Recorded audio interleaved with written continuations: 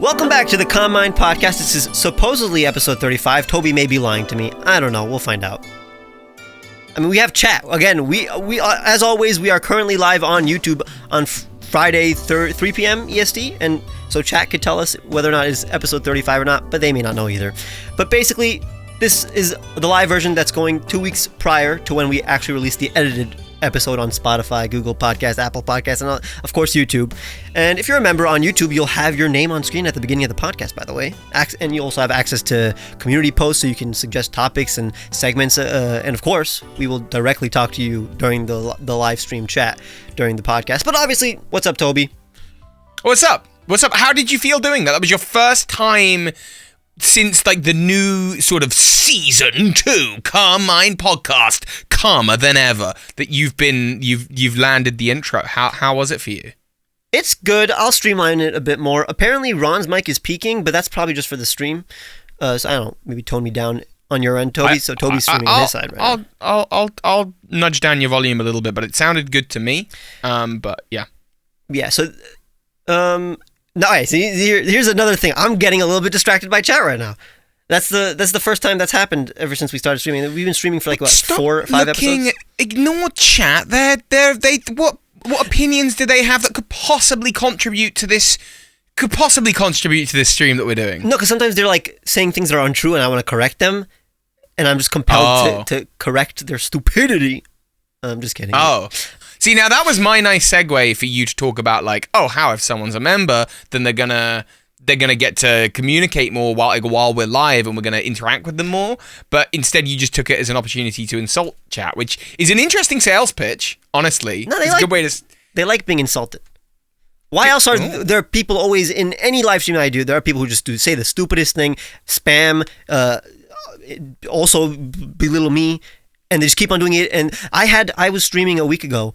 And I had a guy who was just saying the meanest stuff to me, and I would ban him, and he kept on coming back with a different profile, like in like 2 minutes. Like it wasn't like every 10 minutes. It was like 2 minutes. He's now with a new profile. He went through like 6 profiles.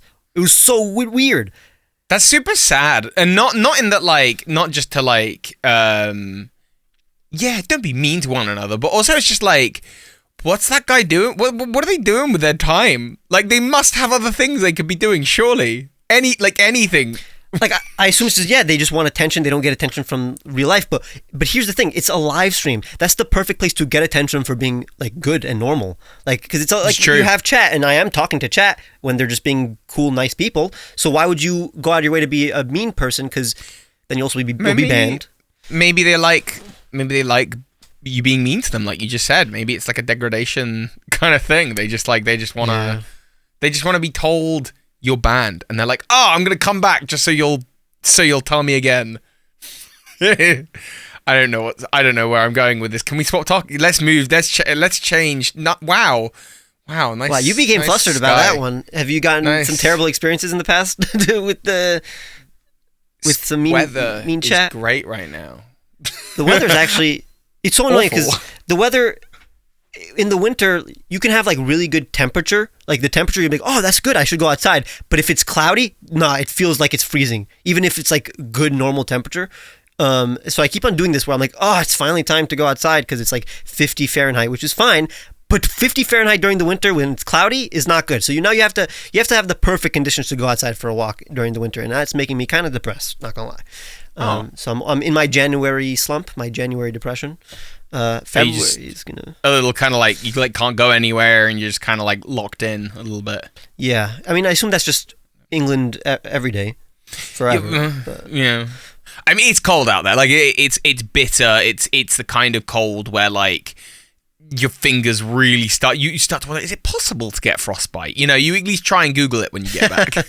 It's that kind of cold, but I don't think it is possible. I don't know. Oh, maybe it is. The only times I ever have this possibility of getting frostbite is sometimes I would have my dad forces me to go with him to a job. Let's say he's a wedding photographer, and if he for some reason doesn't have a wedding videographer available, he'll ask me to do it, and I have to do it. And if it's during the winter, I'm basically holding this metal stick outside, 30-degree weather, and no, it really is the worst. That's the closest I ever feel to frostbite. That happened multiple times. I say like once. That's horrendous. Every 2 years. Do you know? I literally, and maybe I'm being stupid because I'm like a 28-year-old adult who maybe should have known about this like in school or something. Do you know why it's the case that like particular weather like that, by the sounds of it? And certainly, I guess, in New York and definitely here in the UK, like why it feels so like uncomfortably cold compared to, say, people who like walk around the Arctic, for whom it is very cold. The temperature is lower, but it can feel more comfortable. Do you know about this? They're used to it. I mean, no, it's not. It's not to do with being well. I mean, I suppose you would be used to it if it's year-round like that, but in environments where it's not like that regularly, my understanding is to do with the humidity in the air. When you breathe, the internal temperature, the water vapor and all the steam, all of that becomes liquid sort of on your face, and the liquid gets really cold. And so that's like just part of like, and when you sweat, like all of that becomes really cold. So, but in other areas, you can have like a drier. Chat's going to totally correct me on this because I'm sort of like offhandedly rambling about a TikTok that I saw. But like in areas where there's less humidity, the coldness can be a lower temperature, but because it's drier in the air, there's nothing to attach to you to make it like more uncomfortable. I got it. And that's kind of the same as like why in hot weather. People were saying to me all the time, they were like, man, when you travel to the US, this was like 3 years ago, they're like, when you travel to the US, it's going to be like the temperature's going to be so high, and I'm like, how am I going to possibly survive? And it was totally comfortable, just because like it's nowhere near as humid as it is here in the UK. It's way more humid in the UK. That's interesting. I guess it's always wet there. Muggy, I think is the word we use. But yeah, it's just to do with the dryness of the air. So wait, so drier hot air is also better than? Yeah, hot air is definitely better than humid hot air. So that's why people who live in the desert, it doesn't hurt them as much, I assume. I think so. And let's say Japan, when it could get really hot, but it's still a lot of Asian places. It can get really hot, but it's also humid, almost jungle sometimes in some places. And then it's just. Yeah. I would gather that like basically everything we've just said is like a good 85% right. So take that for what you will. That's some good odds. I mean, most of the time I'm like 70% right. So being 85% right here is like, that's pretty good. It's pretty good. That's pretty good. So how was your week, Toby? Because my week was uneventful. Yeah, no, I mean, my week was just getting back into the swing of the YouTube stuff and like just really feeling like excited to make videos again, which is nice. Something big happened this week though, and I wanted to ask you about it because it's worldwide. The new pandemic, which is the pandemic of this amazing TV show called The Last of Us. Are you watching it? Well, see, here's the thing. So I'm gonna start it, but I don't know when to start it. Should I just start it? Should I watch it as it airs? I don't like. Have you played the game? No, I haven't. Interesting. Do you know what happens in? Do you know what happens in the game? I know the basic plot of the first game, and I know the ending of the second game. Okay. Yeah, I guess you're not like super worried about spoilers, so you could take it at your own pace. I would like to. Are you? I would like to. I mean, enjoy a story. Well, then watch it week by week. And there's definitely like there's new surprises, there's new material in there. But oh my goodness, this show is like episode 1. First of all, it's a proper HBO production. The intro sequence, if it was the same time slot as House of the Dragon, the intro sequence is like so similar, weirdly, to the House of the Dragon intro. Yeah, it's you know how House of the Dragon is like all the paths of blood that like diverge and show all the different houses. Close-up shots. For this, it's like a super close-up shot of like a fungal infection, like that stretching out and webbing everywhere, and it's like, but genuinely, oh my. Wow, The Last of Us is like a critically acclaimed show, right? Game, right? Like everyone likes it. Everyone knows that everyone likes it. So the idea of making a TV show, especially in an industry that's known for like, there's no really good video game adaptations of TV shows. Like, there's so much there in the source material, and they've done everything right. It's so weird to have a fan base of something so beloved, unanimous that this other adaptation is like, yeah, they really nailed that. But I just wanted to see if you were watching it, or like, but you should, and anyone listening to this should totally watch this. No, I mean, I've been waiting to consumed the story of Last of Us for the last like 10 years since everybody started talking about it. The game like 10 years ago when the game came out. Yeah, around 2013. Yeah, it's 10 years, 9 years back. Yeah. So it's finally the time. I'd say for like 8 years I was like, I'm just gonna watch the cutscenes. So that's why I was hesitant for some reason to start the show, even though I'm not going to watch the cutscenes. I'm just going to watch the show.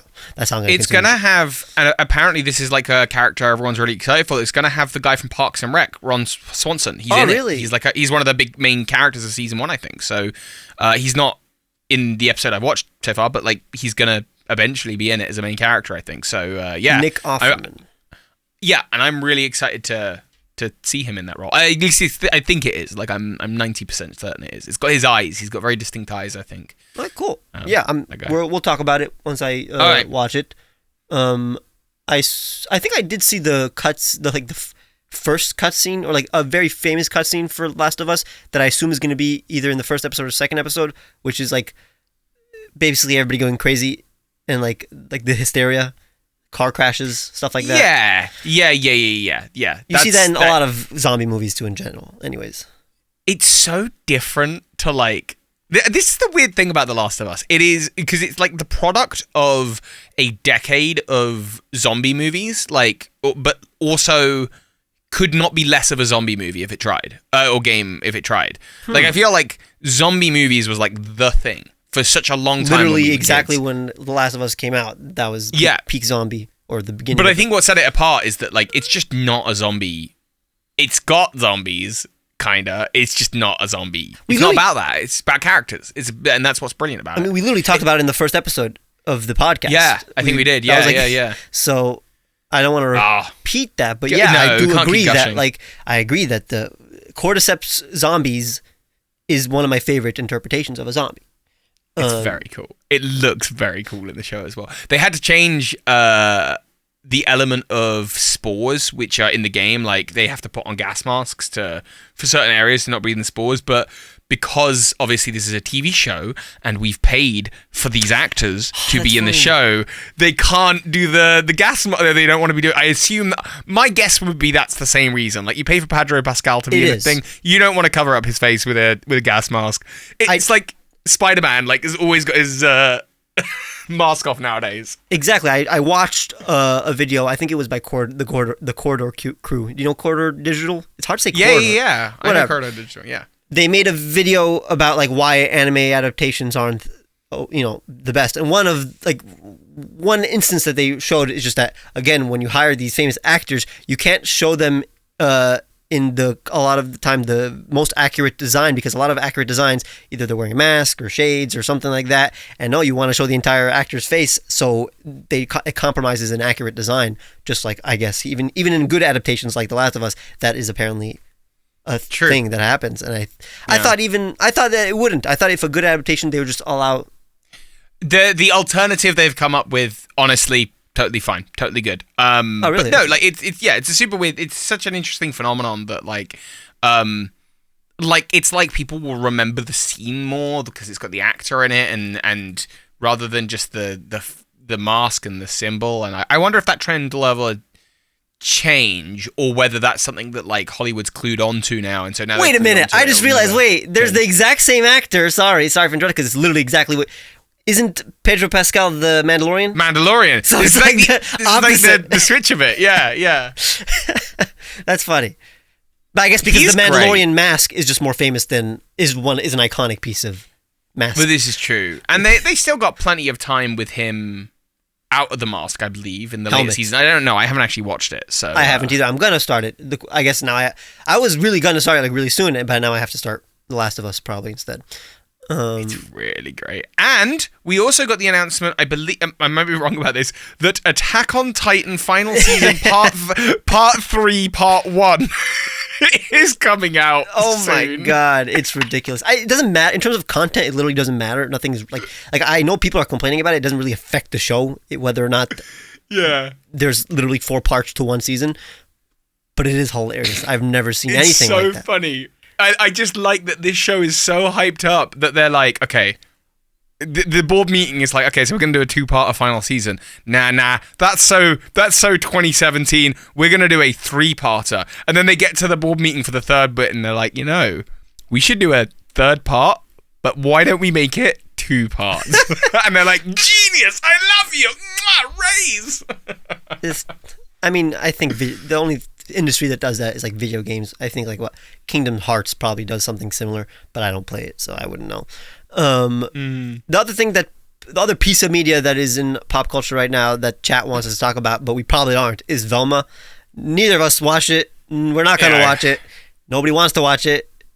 Honestly, you shouldn't watch it. What if I'm like a really big Velma fan? Then you're weird. But okay. And I honestly, if people didn't talk about it, I wouldn't watch it. But like, if I did watch it, I probably wouldn't hate it. I probably wouldn't. I just wouldn't. It wouldn't be fun. But knowing that it is hated, you probably just watch it, and then you just hate it even more. Yeah. Like another version of that, which is Alex Guardian. Yeah. He's a big movie buff. If you don't know. He does like his movies. I do know this. And he always recommends films for me, whatever. And I love films too, so I watch a lot of his recommendations. And I watched a good amount of movies, especially leading up to the award shows like the Oscars. We just had the Golden Globes, so I'm in my movie binge month in preparation, and I've watched a lot of good movies. But one movie that Alex particularly recommended that wasn't on my radar until Alex told me, I watched. And I'm not gonna say it because it's actually it's like literally a critically acclaimed film, and I don't want to embarrass myself by saying that I hated it. But it was the most boring thing ever. I want to know what it is now, and that happens. No, that wouldn't be embarrassing. I'll tell you. Okay. I'll embarrass myself first. Once Upon a Time in Hollywood is critically acclaimed. People love that film. I watched that film. It won a bunch of Oscars, I believe, and I was just full on like, I don't get it. I just don't get it. That happens all the time. That's like a really normal reaction, I think, to certain critically acclaimed films. Yes, it is. I generally do still see the merit in all the films that people hate. I see the merit in this one. So it's called After Sun. It's basically about a guy and his daughter on a vacation. The guy's depressed. That's literally it. Okay. There's literally no plot. But Alex is like, oh, go watch. Alex loves recommending movies without telling you the plot. He's like, no, don't look at the plot.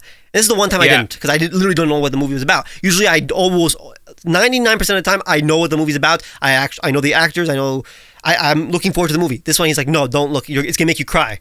I watched the movie, and the whole time I'm scared because I'm like, I don't know what's gonna happen. Like something is gonna make me cry. Alex told me, and I'm scared. Like, oh, is this person gonna die? Is this gonna happen? And I'm scared every single piece of music. Like sometimes the music will get a little dark. I'm like, oh, it's about to happen. Something is messed up. Is gonna happen, and it's gonna make me cry, and nothing happens. And it's literally there is no plot to this film.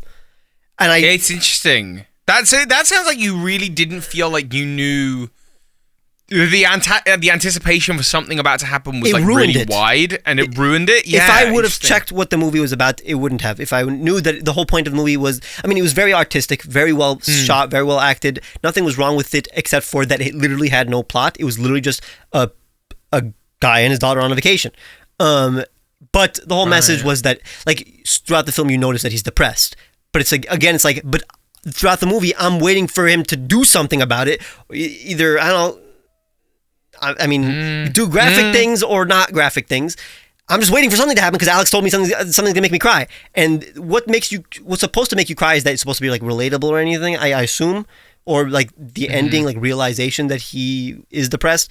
But it's I personally am not depressed, so I couldn't relate to it. But also, sure, it's very what's the opposite of heavy-handed? Underhanded? No, that's light-handed. What's the opposite of heavy-handed? Subtle. It's subtle. It's just a little too subtle about the fact that he's depressed. If I knew that he was depressed, I'd be like, okay, I'm gonna notice the signs and whatever, and maybe. I wonder if this film would land better for you after a rewatch, or and almost definitely after going through some life experiences that make you very sad. So we're gonna do that first for you, and then we're gonna. But there are a lot of other films. I get that. There are a lot of other films this award season that I do recommend. And so a lot that I haven't watched. I mean, like Puss in Boots, for example. I mean, I did watch that. You haven't watched Puss in Boots yet, right? No, I haven't watched Puss in Boots. I had no intention to. Is it really good? Oh, you haven't heard about how popular? No, I just assume it's just. Yeah, but have you heard how popular it is? No, I haven't. Kind of like not a segue to the final topic, but this is like related to our topic, our final segment where I test your pop culture knowledge. But okay. Oh, it's interesting that that wasn't on your radar. Because that really not even remotely. It's just been completely. I just thought Puss in Boots was going to be just like another kids' work. I was like, oh, they're bleeding the Shrek franchise for more money. That makes sense. It's apparently the opposite. It's like wow, Puss really? In Boots. So, I never watched the first Puss in Boots, and that's apparently really good. I'll watch it. It's still really good. It's like 89% on Rotten Tomatoes or something like that. But Puss in Boots. I don't know. So there's Puss in Boots, right? Sometimes I say Puss in Boots. Like I switched the ooh sound. Sometimes I say Puss in Boots. Sometimes I say Puss in Boots. It's so hard for some reason. Puss in Boots 2. You don't really have to watch the first one, but you can. Wait, this one's a sequel? Just because the sequel doesn't make it bad. No, not at all. Sometimes sequels are great, but I just like... Because the first one everybody liked, so I made the second one and it's even better. Yeah, I guess that makes sense. Second one's like 96% Rotten Tomato. Again, you don't care the rating or anything, but it's more like whenever an animated movie's above a 95, that's a banger. That's actually a good movie. It's actually really good. It's always really good. To be fair, if one franchise is going to get it, it's going to be Shrek, because like Shrek 2 is a legitimately amazing film. I'm totally on board with heralding that as like a good film, not as a meme, not as a joke. It's just a good film. It is objectively sometimes there are objectively good films, and Shrek 2 is one of them. It's great. Like, Shrek 1 is amazing. It's really well written, but Shrek 2 is like everything you want in a film. Shrek 3, I personally enjoyed Shrek 3, but I understand why it's not good. And then Shrek 4 I haven't seen, and I want to see Shrek 4. I have the best relationship to the Shrek franchise, which is that I've seen 1 and 2. Okay, I've not seen anything else, and I don't need to know anything else. I don't need to see anything else. I'm good, but maybe I'll watch Puss in Boots too. Maybe. But that's interesting commentary, because really only Shrek 3 is the only bad film in the franchise, but it's ruined the reputation because everybody keeps on saying how Shrek 3 sucks, and now you think that every other film after that is also milking the Shrek franchise, but apparently they're all good except for Shrek 3. Shrek 3, I think, came out at a time though where like, if I remember rightly, there were a lot of third movies hitting at that exact time. Like Spider-Man 3 had just come out, and that was also not critically acclaimed. I'm sure there were others. Like, I know there were others. And I think at the exact same time in the video game world, to be fair, video game world was rocking it. Halo 3, Gears of War 3, all the threes were happening, right? And I feel like there was a point where maybe there was just this kind of global discussion of... having a bad taste left in the mouth by these like unnecessary don't make a thing a trilogy just because 3 is a nice number, and then actually so people maybe thought the fourth was potentially unnecessary before they'd even seen it. So and then like a few years later, like Toy Story 3 came out, and I think that maybe changed people's perspective. Oh yeah, Toy Story 3 was fantastic. Toy Story 3, I mean, we've talked about this before, but just Toy Story nails it. Every one of those films is also a good, just fantastic film. Yeah, all the way through. Like Toy Story 4 is controversial, but even at the end of the day, it's still a quality film. Yeah, I agree with that. Like it's a good film. Do you know what? If they just hadn't called it Toy Story 3, Toy Story 4, I think I've even said this on the podcast before, possibly. If they just didn't call it Toy Story 4 and just called it like Toy Story Woody's Goodbye, or just like it just made it like, okay, this is not like an integral part of the thing, I think people would have even leaned into it way more favorably, like as a side film. But honestly, I don't know how else you would mark it, because it literally is just a Toy Story film. It's not like a Woody film. It's not a Buzz Lightyear film. It is a Woody film, honestly. It's a Woody film. I think Buzz Lightyear becomes this weird like comic side character in it. Yeah. It's the least Buzz Lightyear film. Yeah. But then I guess Buzz Lightyear literally got his own film, and I heard that was bad. I heard that was not. It wasn't. Buzz Lightyear. I haven't watched it. It's not. Again, so it's like there's a lot of films where like, oh, I heard that was bad, or I heard that that again it was a sequel and it sucked. But in the end, it was still like good. Again, it was right around like 70 something on Rotten Tomatoes, which is like just an average good film. It wasn't like a 30 or a 40 or a 50. So it's like, again, it wasn't bad. It was just not on the level of Toy Story. I don't know. 70% sounds like terrible. It's literally the definition of mid in our lifetime. Hopefully that doesn't happen. Hopefully that goes away. That misconception or that it's not a misconception. What's the okay? So I'm interested in this then. What is the worst recommendation for a movie? Like you've had someone's gassed up this film and you've watched it and it was not. It was just not. We've had this conversation because your answer is like Batman or something. Unless that wasn't that wasn't a recommendation. That was just like that was just people that talked about it. Yeah. I'm rarely recommended films because like I just watch films in general and people like I watch not more than the average person, but it's like if a film is famous and I usually check it out. So people don't recommend. I'm trying to think recommended. Oh, okay. No, I have an answer. Again, it's cool. It's by Alex again. Alex keeps on recommending films that not indicative of Alex recommending lots of bad films. This is indicative of Alex recommending a lot of films. He recommends a lot of films, especially the one he likes recommending films that are underrated and like nobody watches, and because he literally watches one film a day. That's what's so crazy. Like, yeah, it's cool. I'm a big fan of that. Not a big fan of my friend. It's big. I support that decision to watch a film every day if you have the time. But it's admirable. But what was I going to say? So here's the thing, though. It's not that I hated the film. It was just because again, I don't watch films that I hate.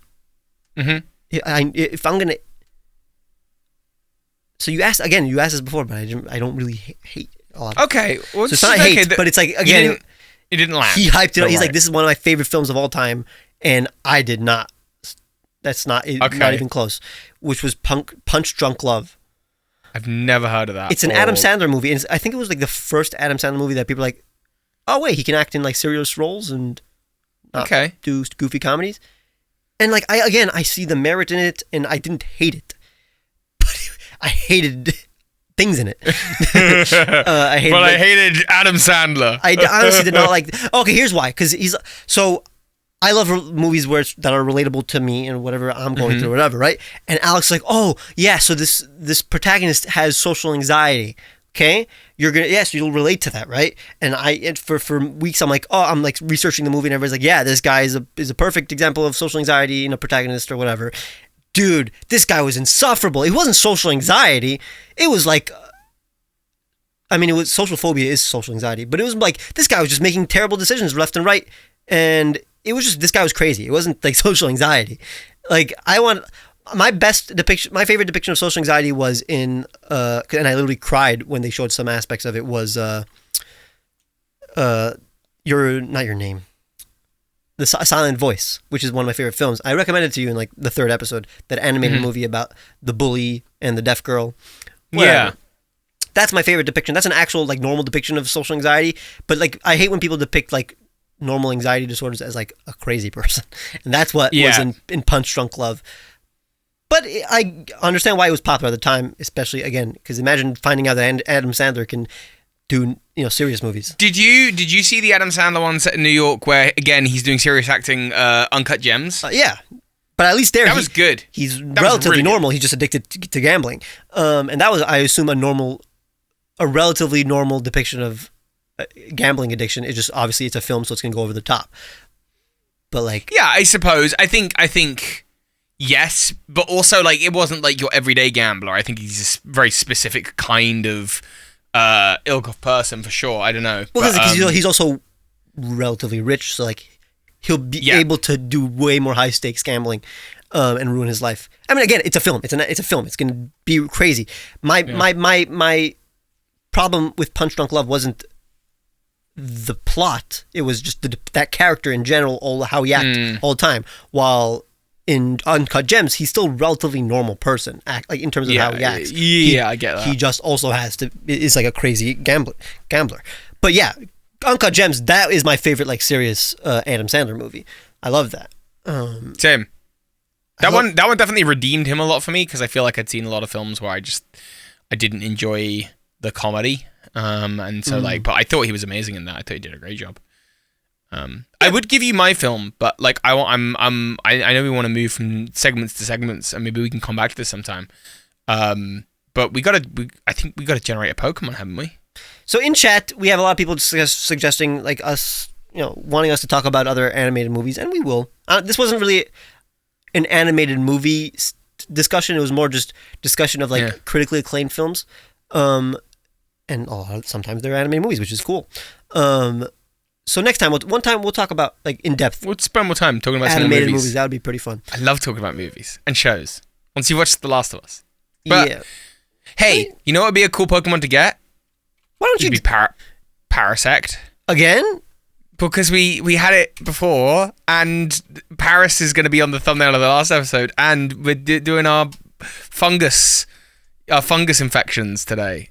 That's the core theme of the podcast is fungal infections. We could do a moral. What we got? Yeah, generate a Pokemon. Generating for a second I thought it was a mushroom. It's a seal. Okay, how did?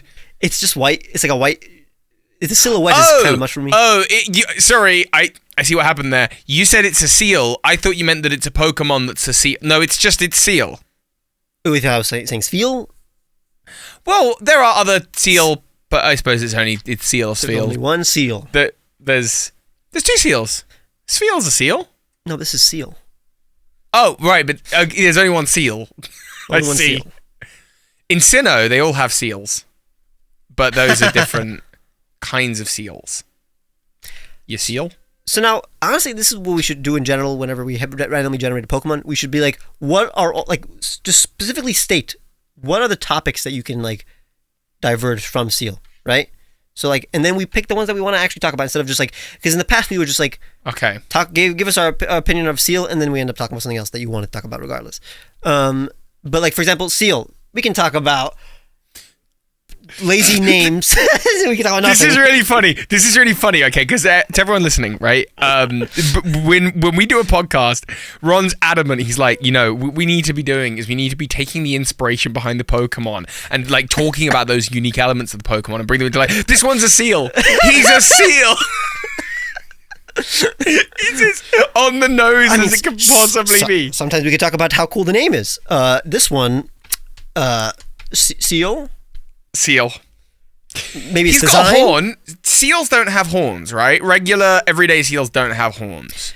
Where does that come from? Let's divulge. We're the Pokemon experts. We should know. We should know the inspiration behind Seal's horn. I think the actual inspiration is like a lot of Gen 1 Pokemon have random horns. But I tried, man. I tried. I really tried. I would have said Dugong, I would have said that it's inspired by like narwhals, but like Dugong doesn't have a longer horn. Honestly, it's literally just the same size of. It's the same horn. Dugong is barely a different Pokemon, to be honest. That's a classic Gen 1 thing, I think. Yeah, but it's prettier, less ugly. I know someone, but this is the amazing thing. I know someone who I met in real life whose genuine favorite Pokemon was Dugong, and they collected Dugong cards. No, I get it. And they were it's just pretty. They were just like, Dugong's the best Pokemon. I'm like, I don't really, but yeah, I guess so. It's pretty. I think it's one of the few. There's literally 1,000 Pokemon. It's one of maybe 10 that literally have one color. Yeah. I actually, one of the cards that he was collecting was the Delta species one where it's normal type, and it's actually a really beautiful card where it's just basically it's mostly white with just hints of other color, and it makes it a really interesting card. But that's just it's a very niche appreciation of Dugong. But it would be cool it is nice. If in the name it was like iridescent, it had like a rainbow, like from different angle, you could see rainbows or like auroras in its fur. That'd be nice. What I was gonna say is that like Seal, people always rag on it for having the worst name, I guess, in Pokemon. What sucks is that it could have been a perfect pun if it was just spelled like a normal seal, like SEAL, because then it would have C in it. Like the C, but then they had to change it, and then that just takes away a pun, so it sucks. But then people always say they always attribute Dugong. They always say Dugong also has a lazy name because it's literally just a Dugong, but then it has the word "do" in it, and it is an actual really good pun. That is a good pun. I genuinely like Dugong way more than I used to. I used to like, yes, same. It was same category as Seal as one of the laziest Pokemon. But no, I think for several, the issue is Gen 3 they introduced Spheal, and then that's like hijacked and actually now we've got Poplio as well, and like they just hijack the conversation. Like so, Seal ends up being, but I would love to see these Pokemon get new forms. They're actually one of the like few at this point Gen 1 Pokemon that don't have some like regional variant or Mega Evolution or something like that, and honestly they're probably the Pokemon that need it the most, but it would be cool to see them get a little bit more love, I think. Let's see if we can find for the thumbnail a picture of like Seal like with a thumbs up and it's like seal of approval. I'm sure that's almost definitely a meme that exists. It has to be. No, I can't find it. I have really strong memories of I don't think I ever took you to Salisbury, but I have really strong memories of walking around Salisbury, and maybe we did actually. I'm really not sure. Of walking around Salisbury, and like there was this market stall, and it was like Pokemon cards 10p a pick, and I don't know why. I just remember picking out a Seal and being like, "This is amazing." This is like I was a kid and I was like, "This card is amazing," and it's just the generic base set Seal. I don't know why it still lives in my brain, like rent-free, this weird memory. I was really into it. What's funny is when you started that story, I expected you to say that you stumbled upon a dead seal, like at the market in Salisbury for some reason. Wow. Don't know why. Super weird. Salisbury is not near the ocean, so, and I don't know I'm sure in the UK we get seals. I saw definitely illegal probably. But I saw, when I came to America, I saw elephant seals. Have you ever seen elephant seals in real life? Not in real life, no, that would be pretty scary. Dude. They're cool. So there's signs everywhere on this beach. It's a beach known for elephant seals coming and basking. It's on the way up, so like California coast, right? And there's signs everywhere like do not mess with the seal. I'm sure tourists do all the time, but they're so big, and they've got these like trunks obviously on their nose, and the noise they make is like. Really, it's something else, but it's just amazing to see how big they are. I think I get surprised at how big stuff that lives in the ocean is, because, and it makes sense because the ocean's huge, like they can take up more room, less gravity, but also so you can get bigger. But I was just so surprised like at how absolutely huge they were. Also, and really cool to see. You would need blubber to stay warm, so gotta be big. Yeah. Meaty. Tough. Our ancestors once did a bunch of that. They lived in a totally... Maybe. Well, I don't know. Probably not. But they could have done. I don't know. I'm sure there's a biologist somewhere who would tell us one way or the other. But they used to live in the ocean. How cool is that? How weird is that? That, like, over the course of generations, it was just like, nah, land, oxygen, let's do that. Why? You're really good at acting. Are you? This is a joke, right? What do you mean? Is it a joke? It's not really a joke. Like, there's no punchline. I just think it's interesting. Wait a minute. Did I like not hear the beginning of your sentence? What? You said what's confusing you? That our ancestors, once lived in the ocean. Yeah. Once upon a time. Wow, you're really good at this. You're really good at this. What do you mean? Oh, I thought you meant our direct ancestors that were still Homo sapien. Everyone's ancestor. I mean, it doesn't matter. It's still direct. It's just a long, long, long time ago. No, all life began that way. 2 degrees of separation is not direct, technically. And this is like 100 degrees of separation. It's not. The only separation is time. It's still our ancestors. It doesn't change whether it was like... technically, our ancestors, like even Tiktaalik was our ancestor, like those, like the first fish that walked on land. Yeah, I assume so. I'm trying to think. I wouldn't know specifically, but like, I wouldn't know specifically. It may be that there were different creatures that came onto land after, and it was those things that evolved into us. You know, I wouldn't know. You definitely need to talk to an evolutionary biologist, but all came from the sea. So basically, it went from single-celled organisms, then they started touching each other, attaching. Yeah. And then they became like worms in the ocean and like those plants that eat maybe some algae, which is not a plant. Those plants that, those ancient plants in the sea. And that became like a squid. That stuff genuinely boggles my mind. Wait, when you really think about it, that at one point there was like zero life on the planet. and then just the right chemical mixture from thermic vents in the sea, combined with the local sort of stuff, just became like bacteria, and then these systems just started like working together, and then eventually these systems started developing like sensory equipment to see stuff and to like engage with the world, and then eventually here we are like millions of years later able to like there's a world that exists, and I get that. It's so weird. I always like I ask people, like my friends who are just more scientifically inclined, where consciousness started. Like, in which kind of animal would you say like consciousness or like is like? I think it's like asking how many grains of sand make up a sand pile. No, it's not. That's about grains of sand, and this is about animals. So, like, for example, I say like I think amphibians. Like, I don't think fish have consciousness. Okay. I think those are complete. Like, I mean, even reptiles are complete instinct. No, but they can think. I think amphibians is where it starts. Think there's a gradient. There's definitely a gradient. Yeah, there's some fish that are crazy smart. Like, I'm assuming a shark can have an emotion. Right, because it's different. Because what we define as consciousness, and this is going to get way above my pay grade, right? Which for this podcast is 0. Unless you guys want to pay him to think about which animal is conscious. Thank you to our members.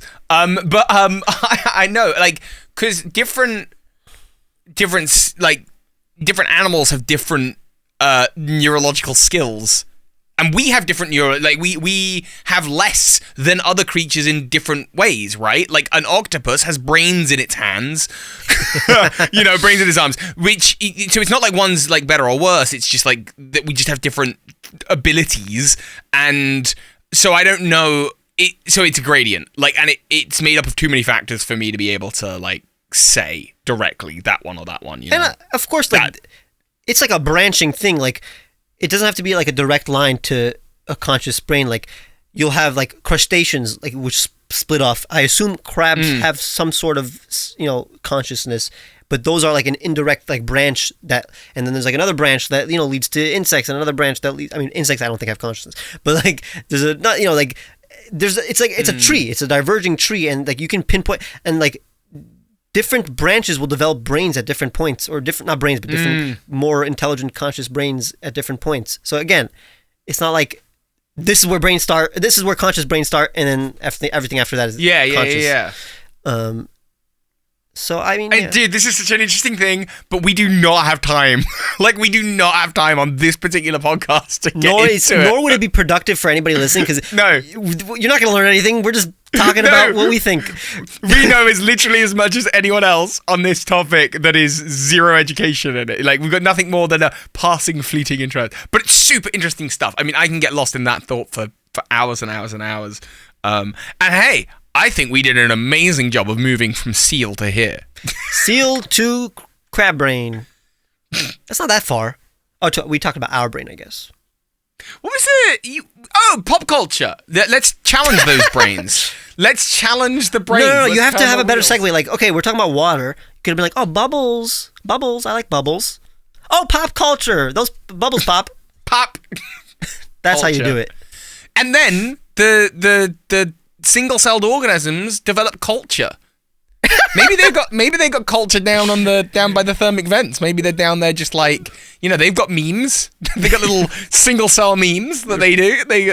They're like one cell sort of like drifts towards another cell and makes a little ripple, and then they're like, it ripples back, and it's like, meme. So you do understand Gen Z memes? I don't know. It's literally like, look at these plankton. Look at them. What are they talking about? What's their culture? No, what are you talking about? I'm telling a joke. That was there was no punchline to that. It's coming later in another show. While we're talking about pop culture, you randomly just say a sentence. You wanted to challenge me, right? And maybe not challenge me, not like we're gonna have a pop culture off, but I feel like we constantly have a discussion. We kind of talked about memes before, but we talk about like YouTubers. You'll often say like, oh, this YouTuber, and I'm like, no. I have no idea what you're talking about, and you'll look at me like, where have you been? And it's not like everybody needs to know these things. It's more like you are a YouTuber and you also like pop culture in general. So I assume that it overlaps with knowing famous YouTubers or streamers. Like honestly, a lot of the famous people that, at least from the last 2 years, are also like streamers, or are, like they stream and then they turn their streams into content that translate to YouTube videos. And I basically, this is again why it's so awesome that we have chat. Chat can literally just suggest any YouTuber or streamer that they think is super popular. Again, don't just say like a niche YouTuber or a streamer that does, I don't know, makeup. They're makeup streams, right? Yeah, of course there are. Yeah, I actually was watching one for about a month several years back because I just found her videos so interesting. Yeah, I'm talking about just general YouTubers and streamers that don't have a specific. Like, I mean, Ludwig is an example. I assume again, most streamers. I do know Ludwig. Yeah, I assume you know Ludwig, but like Ludwig. I'll be honest. Ludwig is the kind of creator that, like, even 6 months ago, I'm not sure. Actually, no, Ludwig probably, but like, I'm definitely behind the curve on these people. Yeah. Like, I've only just discovered Moist Critical recently, CoffeeZilla recently with the Logan Paul stuff. Logan Paul, unfortunately, I've known about for a long time, but hey ho, that's we're all just subject to that. Like Germa, do you know who Germa is? Who? No. Wow. So who's Germa? And Germa's technically like almost like an inspiration for Ludwig sometimes. Oh, interesting. And he's like the most like he has surreal comedy. I'd say he's like always in character, and you don't know if he's like serious or not. He's basically a more refined Ludwig in terms of comedy, at least. Like Ludwig, I prefer in terms of like just entertainment, but Germa's like that's some like surrealist humor that he's always like he'll make events and like content that is like has like an actual like artistic purpose, I guess. Like he did what was anybody in the chat? No, I didn't actually watch it, but it's like he basically did like a whole stage play that was inside of like a dollhouse, basically. Like Ludwig was a part of it. And it's like you basically like go from room to room, kind of like a movie. I don't remember what it was, but like he has actual content. But like people treat Germa as like a creature, like an SCP. Someone said in the comment, like basically like he's a meme. Germa is like the most memed streamer, honestly. Like there's a lot of memes that you probably didn't even realize were Germa's face. As you said this, I'm gonna Google Germa and just see if like I know the face, because like I definitely don't recognize the name. Google Images, Germa. Like there's like scary face Germa memes. There's like funny face Germa memes. I think I must have spelled it wrong. YouTuber. Germa.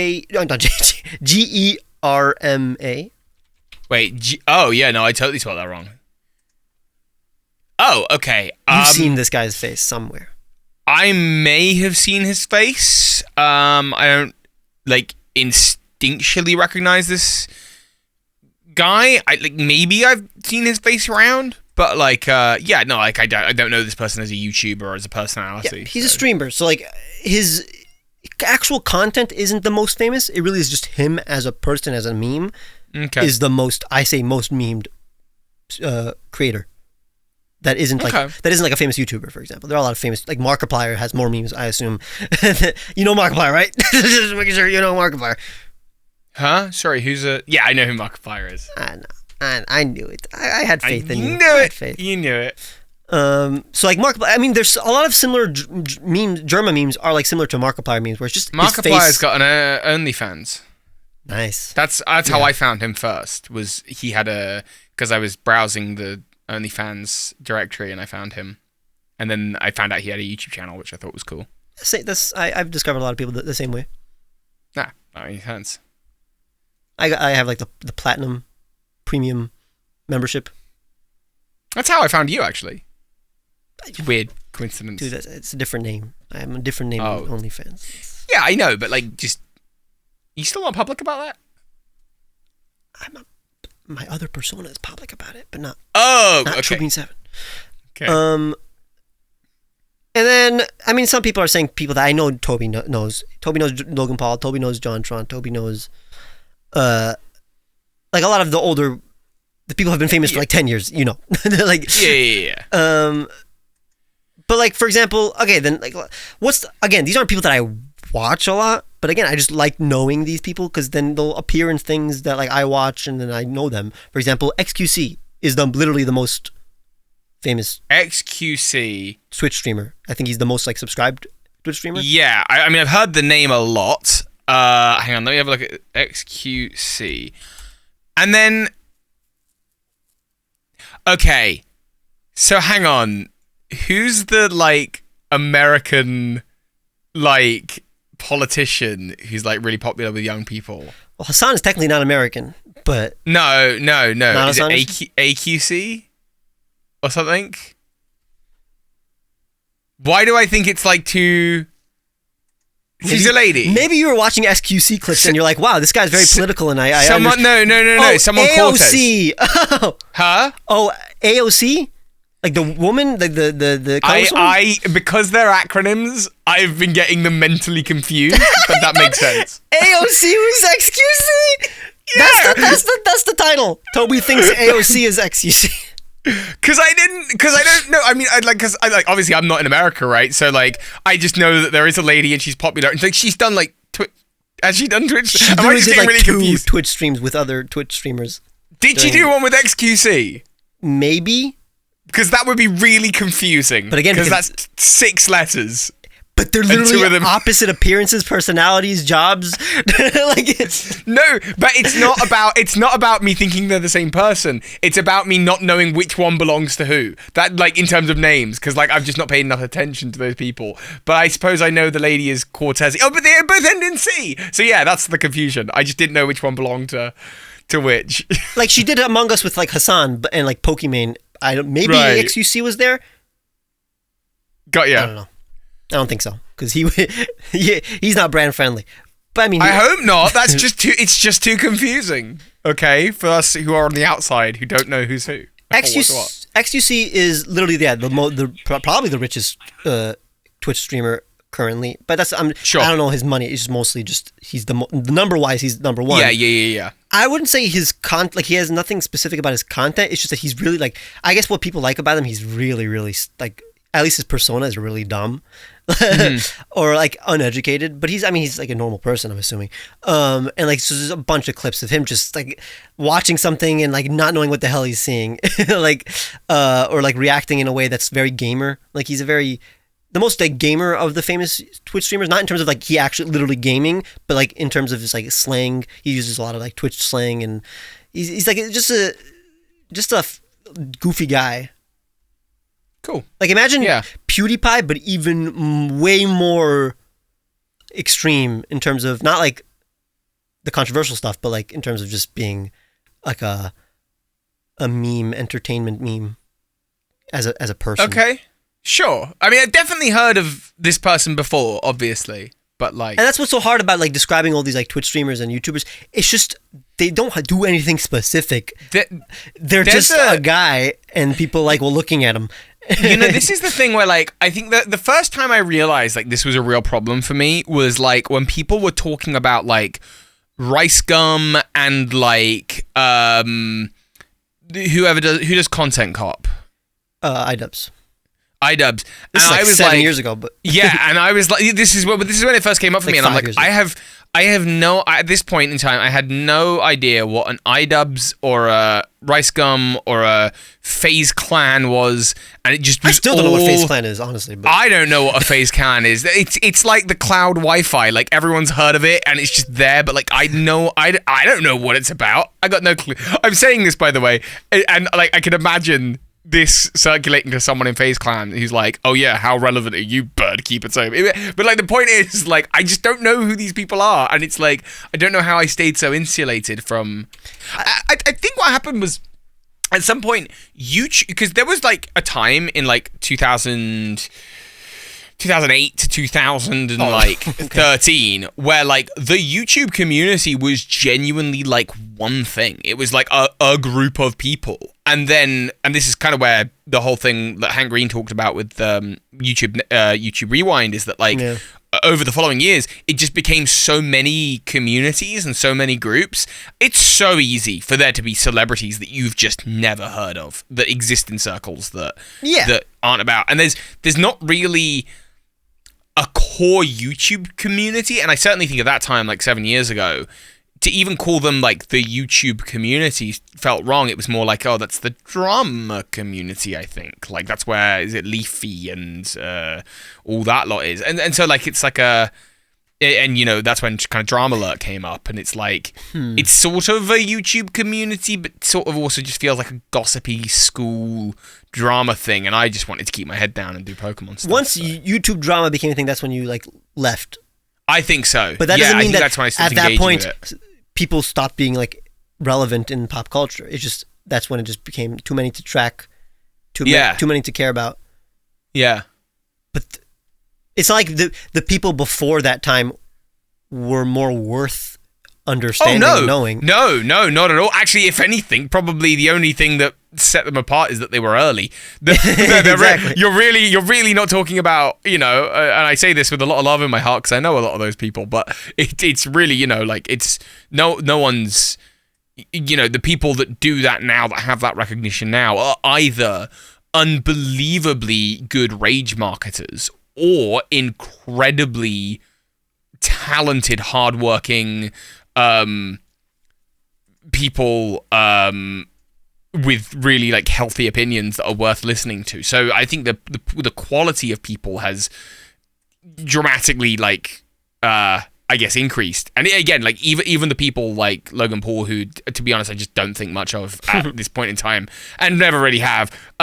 You know, I can't deny that, like, as a not good person, he's also a fantastic, like, rage marketer. Like, he knows what he's doing in that field. He's not an idiot. He's just kind of not a good person. Like, and that's kind of where I land on that. But being a good or bad person has nothing to do with whether or not you should know a famous person. Like, I mean, you don't need to know anybody, honestly, obviously. But it's like, if they're influencing people around you, you should at least hear of them. Be aware of them. Yeah. Yeah, whether or not to like engage with them, or maybe even be against them. Like, if they're actually influencing people to do bad things, you should actually know about them and maybe combat them. I don't know, but it's not. And again, also now there's just also different, like, platforms too. Like, there's Twitch and there's YouTube, and sometimes they don't overlap. But I'm picking the ones that do overlap, actually, in terms of, like, This is true. Yeah. Like Ludwig really is, like, the number one that overlaps because he literally is now on YouTube. And there's honestly a lot of Twitch streamers that are now on YouTube, which is cool for me because I never wanted to go to Twitch. Yeah, no, I mean, I think Twitch is, my opinion is still that Twitch is probably going to die over the next sort of 10 years very slowly, but maybe I'm wrong. Who knows? Again, like, I mean, we talked about this last episode. I don't like speculating that much. Based on nothing, at least. And, like, I literally, people have been saying that things are going to die for everything. People said YouTubers can die. I'm not going to give my input. Well, that's true. That's true. That's true. Yeah. Do I want it to die? Nah, because I have friends who make their living there. Nah, and it's also, well. I think the competition made YouTube a better streaming platform. I think that's the reason why people are moving to YouTube, because Twitch exists. Yeah, absolutely. Yeah, I'm having trouble less people are suggesting people in the chat, but I'm trying to think of, because I don't want to suggest, because then it sounds like these are the people that I watch and I'm biased, and then I only think they're important because I watch them, which is like the worst. I don't know. What's your opinion on that? On just, like, people thinking that the people they watch are the most important thing. But then that's the thing, because, like, I think, who else should you think is the most famous? Or surely it must be someone you've heard of. And it would make sense for you to say, like, well, you know, sure, you should know who this person is, surely, because, like, I know who this person is, and this person seems to have a great presence to a lot of other people. Even if I don't watch it. But, like, other people, but you have to have at least heard of that person and to have engaged with that material, you know, at least a little bit to understand why, you know. Yeah, so that's also, I'll pick the people I don't necessarily watch their streams, but I know of them, because those are probably the most famous people. Like, I mean, I don't watch Pokemon streams. Yeah, chat. Who is, I guess, the most famous kind of YouTube online-y personalities? You know, I mean, obviously, like, to me, the most famous person, but, like, everyone knows, is Philip DeFranco, and I feel like but I'm not going to suggest it because first, I actually watch him every day. Probably is the YouTuber I watch the most, technically, not because he's my favorite, but because, like, he releases news almost every day. So it's like, I'm gonna watch it. But I know that like people like us, like our age, our demographic, know Philip DeFranco. So I'm like, that's not a surprise that you know that. Obviously, people are suggesting like Poketubers and literally the most famous streamer, YouTuber. So obviously Toby knows Mr. Beast and other Poketubers. I've never heard of Mr. Beast. Can you imagine? I mean, who at this point hasn't heard of Mr. Beast? It's unreal. So yeah, so don't suggest any other Poketubers. I assume. I mean, there are a lot of Poketubers. Actually, genuinely, and I think this is part of the like incredibleness of Mr. Beast is that like people haven't heard of Mr. Beast. There are people that exist that like in the world who just don't know who that is, or demographics that aren't being reached through his videos, and like part of his conquest is finding those people and finding ways to engage with those people. It's like most people are on YouTube. Not everyone is on YouTube. Like, just full stop. Like, there are people that just don't know, who couldn't give two whatevers about who a Logan Paul or a Mr. Beast is. They ain't got any clue. They just don't live that life. Yeah. And even like... Not people our age. Even A-list celebrities, there are a lot of people who don't know A-list celebrities. It's like people who even consume their, like, movies and shows. Like, I don't know, if you came up to your mom... I mean, maybe I don't know what your mom... Is your mom, like, very pop culture savvy? With all the love in the world, no. So if I asked her who George Clooney was, would she know? She'd probably be able to tell you who George Clooney is. I would guess. But it's also famous that a lot of mothers, like, they'll see a person and forget the name of the celebrity, maybe. Like, maybe. Who's that guy? What's his name? I love him, but I don't know. I forgot his name. I feel like my dad would actually be worse. I feel like my dad wouldn't know. And I don't know why, because he definitely watches a lot. Yeah, he definitely watches a lot, and he watches a lot of shows. But like, I feel like now my dad's seen all of The Mandalorian. He's probably gonna watch all of The Last of Us. He's watched Game of Thrones. If I said to him Pedro Pascal, I feel like he'd be like, who? Same. Actually, not for my dad. Do you know what I mean? My mom would definitely, but like my dad is a big fan of like pop culture and like actors and stuff. So I guess yeah. But like, it's funny because like you're definitely a fan of the older YouTubers. Like Kayla's Capsule, she recommended, or she didn't recommend it, but she mentioned the Vlog Brothers, and it's like, yeah, it is crazy when some people don't know the Vlog Brothers, but it's like that really is like, I mean, they're one of the few that actually maintained their fame. I guess that's the word. This is the thing. Like when the people that I know typically are people that were relevant back when I was starting as well, like, and they've maintained or continued to grow. So, when you're talking about like, like Hank and John Green, you're talking about Casey Neistat, you're talking about Philip DeFranco or Tomska or whatever, like, of course I'm going to know who they were, because they are part of the generation that I sort of was watching as I was starting my YouTube career.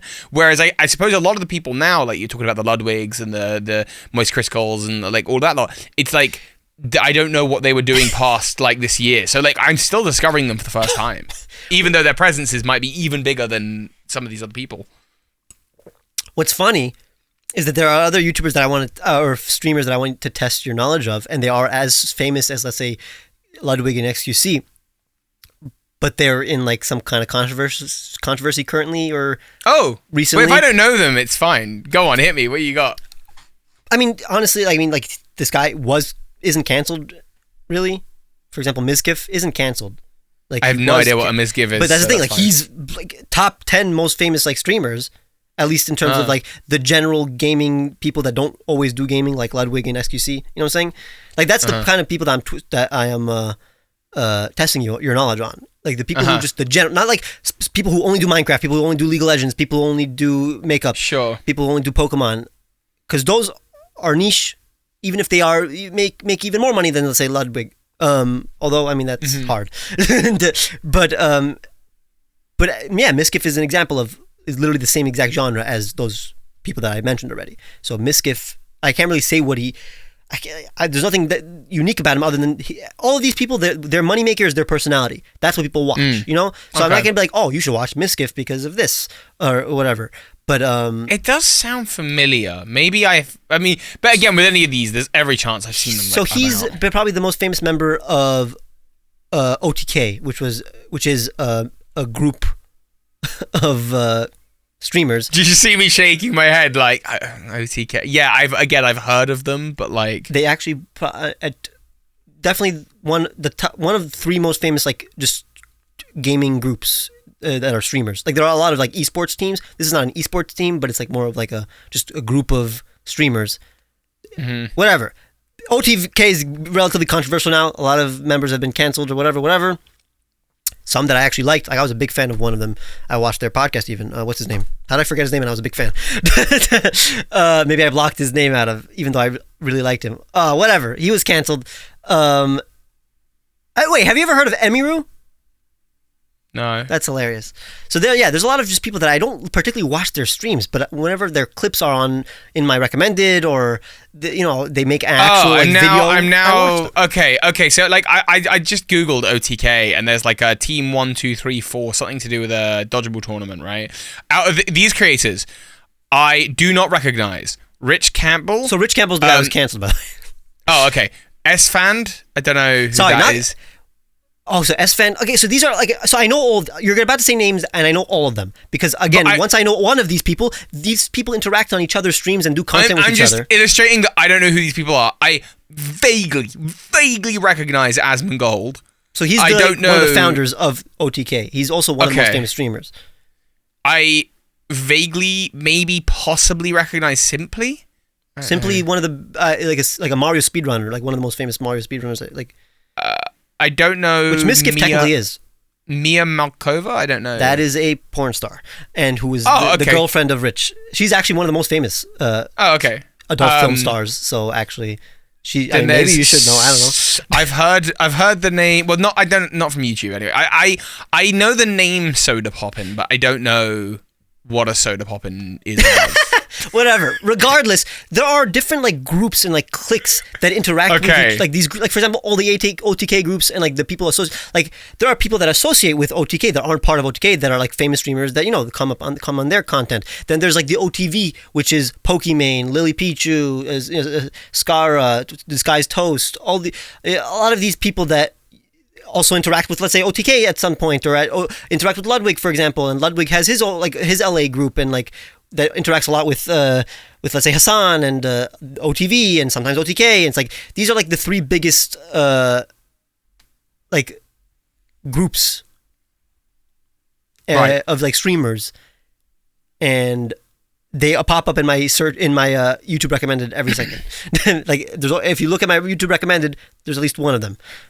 I just feel like, I don't know, maybe I'm wrong. Will my life be better off will your life be better off if you watched anything? It doesn't really matter. It's true. True. It's that's literally, you don't need to know any of this. This is not going to help your life in any way. But I mean, if I told you about Pokemon, it's not going to help your life in any way. It's you can still have a fulfilling life without knowing anything that I like. And it's not that I necessarily like this. It's more these people have personalities, presences. Yeah. And I mean, that's why they're famous. Their personalities. And some but they all know who Birdkeepertoby is. Hopefully, they should. Yeah, they should. I mean, they all know the Carmine podcast, and I assume they're all members. In terms of YouTube, Pokemon YouTube, a lot of these people are starting to interact with Poketubers. Let's say through Wolfie, through Jaden Animation, through people who do pseudo Pokemon content or are literally the most famous. Pokemon. They're really bridging that gap, which is amazing. So there's the YouTubers, for example, Jaden Animation, Alpharad, a lot of these people who are bridging the gap between streamer personalities and YouTube personalities and Poketubers, and those I think you should know because they're kind of you could possibly, if you made yourself known to one of these people, you could now do content with them, and they're also the face of people who don't aren't as hardcore into Pokemon as say the people who watch our videos. This is who they're seeing. This is who they get. And that's the thing. There's all these famous streamers that you don't know. For example, Ludwig, but for example, Ludwig is technically part of this Pokemon community. He does Ludblocks. He has his own.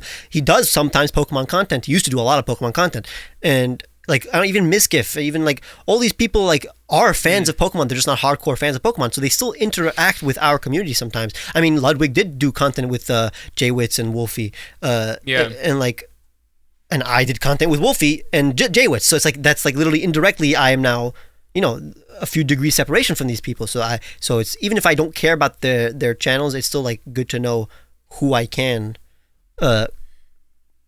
interact with. Maybe one day you'll get to collab with Mia.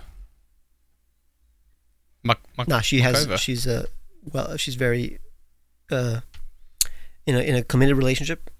Oh, okay. I don't know, because I read that, because I don't know anything. Oh, you Googled Mia Malkova? What? No. Okay, good.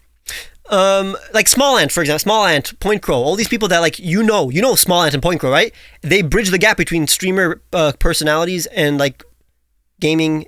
I mean, a lot of I know Small Ant. I know Small Ant. Oh, you don't know Point Crow? No. You know Point Crow. These aren't people that I watch. I don't watch. My sister watches a lot of Small Ant. Not gonna lie. Or Point Crow, whatever. Honestly, Small Ant and Point Crow in my mind are very similar. Not in terms of content, just in terms because I don't really watch it. I recognize his face. But you know Point Crow. Like, okay. Challenge stuff. I mean, every streamer does challenges, and because of that, sometimes they do Pokemon challenges, and then they're linked forever to our community. Cool. And then you have like even like people who aren't like you have like for example Hassan like Hassan Hassanabi he's a political streamer. Only now because you've told me about him. Oh, you don't know Hassan? No, this is how this what are you talking about? This is literally why this segment exists, is because we had a conversation about Hassan and you're like Hassan and I'm like I don't know who that is and you're like first of all you gotta watch him, second of all I need to do a segment. I never said you have to watch him. When did I say that? Literally, when we came up with, like, you need to do this segment. He's a political streamer. What would you care? You literally told me I should watch him, or that I should know who these people are. Like, you should know who they are. You don't have to watch any of these people. Okay, all right, fine. Did I say you should watch? I don't think you should watch XQC. Well, stop watching. Okay, I won't watch AQC. Let's... AOC. Let's calm. Oh... This is not calm. This is not calm mind. This is the opposite of the calm mind pocket. Well, now it's ruined, isn't it? And I have to go. We have to end this. Yeah, we have to end this. It's 4:20. You're tormenting me.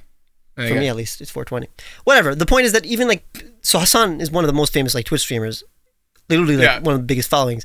He's a political streamer, but he literally makes content with all these like famous other streamers, and again, streamers bridge gaps with other niches and stuff. You know. So it's like I understand why it's so hard to keep up because like every group like melts into every other group, and then you like that's literally how I discover all these people because I literally see. Let's say I watch one person that I actually do like, and then they interact with another person that I like their personality, and then that person who I like their personality interacts with someone that I don't care about, and then now I know 3 people, only one of which I watch the content of, you know. And then it's the whole tree of people that I now somehow know because they're in my recommended, and I by mistake click on it because it's an interesting title, and then I watch more because it was an interesting 20 seconds, but that doesn't mean I'm going to now watch an entire stream of this person. And that's how you become consumed. Can I go now? Yeah.